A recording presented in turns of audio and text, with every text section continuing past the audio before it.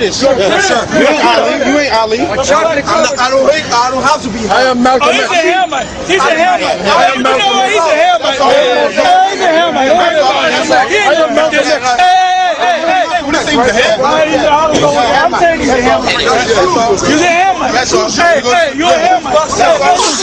Hey, listen up.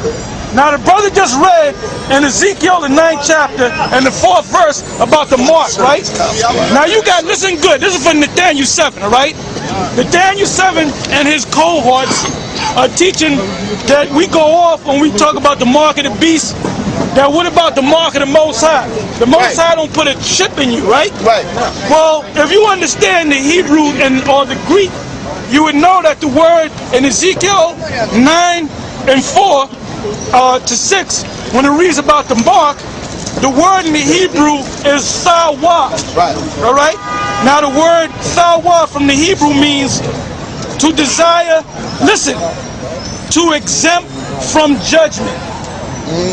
So in other words, when you read Ezekiel 9 and 4, the Most High, when you read the first verse, it tells you how the Most High sent out the angels to kill Israelites. But he said the one, matter of fact, read it again. From the first verse? From the first verse. To show you that it's Ezekiel 9 and 1. To show you that it's talking about angels, all right? Ezekiel 9 and 1. He cried also in my ears with a loud voice, saying, cause them that have charge over the city. Those are the angels, all right? Go ahead. To draw near, even every man with his destroying weapon in his head. Go ahead. And behold, 6 men came from the way of the higher gate, which lieth towards the north, and every man a slaughter weapon in his head. These wasn't men, these were angels. When you read the whole story, you see that they're angels, because angels had come in the form of men. Acts the 1st chapter, angels come in the form of men. All right? Go ahead. And one man among them was clothed with linen, with a writer's inkhorn by his side. He's wearing linen, so it ain't talking about the white man. Go ahead. And they went in and stood beside the brazen altar. And the glory of the God of Israel was gone up from the cherubim to the cherub, whereupon he was to the threshold of the house. And he called to the man clothed with linen, which had the writer's inkhorn by his side. And the Lord said unto him, go to the midst of the city, through the midst of Jerusalem, and set a mark upon the foreheads of the men that sigh and that cry for all the abominations. So these were Israelites back there that was crying and sighing because these Israelites were worshiping Tammuz, and the Queen of Heaven. So this is talking about right now too. All right?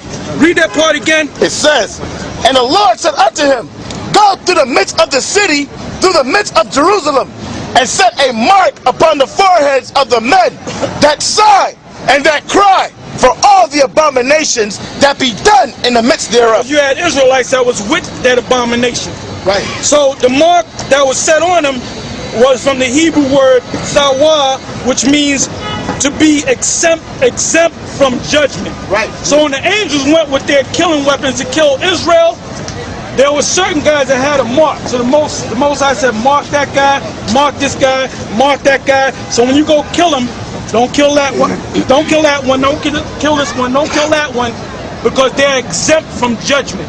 Because why? Because they were sighing and crying for all the abomination that was done in the midst thereof. They wasn't with it. All right? Go ahead.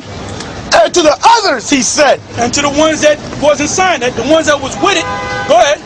And to the others he said in mine hearing, go ye after him through the city, and smite. Talking about Israelites. Go ahead. Let not your eyes spare. Go ahead. Neither have you pity.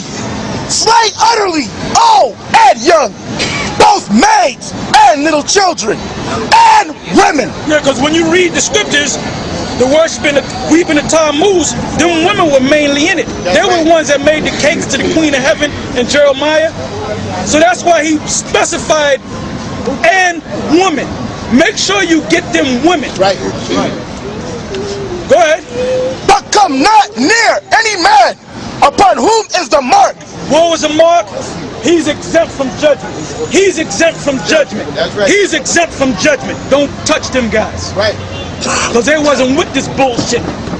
All right. So now these guys, Nathaniel 7, them clowns down in the desert of Brooklyn, talking about, oh well, that mark in Revelation, you said it's a chip that they put in you. Well, what about the Most High? That's a whole different Hebrew word. It's a different mark.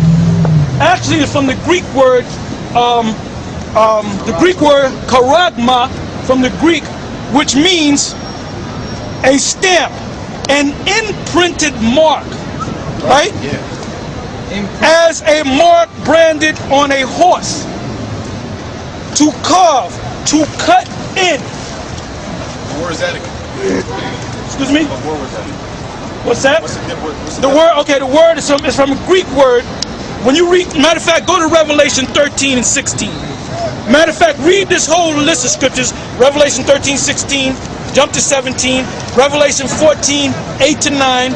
Revelation, get these scriptures. Revelation 14, 11 on down. Revelation 15, 1 and 2. Revelation 16, 2 to about 4. Revelation 19, 20. Read a couple of verses in there. Revelation 24, and read a couple of verses in there. All right? Anytime these scriptures that I called out, if everybody got it, it's all going to use that word mark. And when you go into the Greek, the word there, like I said, is charagma. All right? Like I said, I'm going to say it again. A stamp, an imprinted mark, as a mark branded on a horse, to carve, to cut in. Revelation 13 and 16, right? Yeah, read loud. Revelation 13 and 16. And he causeth all, both small and great, rich and poor, free and bond, to receive a mark in their right hand or in their foreheads, and that no man might buy or sell save he that had the mark, or the name of the beast, or the number of his name. That's plain. What verse you in? 17. All right, now go from there. We don't got to read on. Go to the 14th chapter, 8 and the 9th verse. Go ahead. 14:8. I got it. 14 and 8. Revelation 14 and 8. And there followed another angel saying, Babylon is fallen. It's fallen. That great city. We don't got to tell you who Babylon is. Go ahead. Because she made all nations drink of the wine of the wrath of her fornication. And the third angel follows them, saying with a loud voice, if any man worship the beast. Now listen, this is going to show you. Now these stupid idiots, Nathaniel 7 and his clowns, they teaching that, oh, the mark is when you follow the ways of Esau. Read on. If any man worship the beast and his image and receive his mark in his forehead. Read again. It says, and the third angel followed them, saying with a loud voice, if any man worship the beast. That's the worshiping part. That when you follow this right. man's system, all right? Go ahead. And his image. And his image. Like if you become a cop, because eventually they're gonna have them cops are gonna get that mark. Yeah, for the all right? smart gun. And his image. That's the worshiping part. The smart gun. But it goes deeper than that. Once you worship them and follow them, there's another thing you got to do to prove that you worship and you follow them. Go ahead. Loyalty. Go ahead. And receive his mark. And receive his mark. Exactly. Charagma, to stamp, to imprint, to cut in. So it's something that they actually going to put in you, different from Ezekiel 9 and 4, mark meaning thawa, meaning to be exempt from judgment. Right. All right. Yeah, brother. This is a mark. So that's why nobody. That's why down there in the desert of Brooklyn. That's why they pass by. They don't listen to your stupid ass. All right. And then you would never come out here because you don't want this heat up here, man. Right. You don't want this heat up here. You want to stay in that nice area of Brooklyn where people walk by you like you fucking half crazy. Right.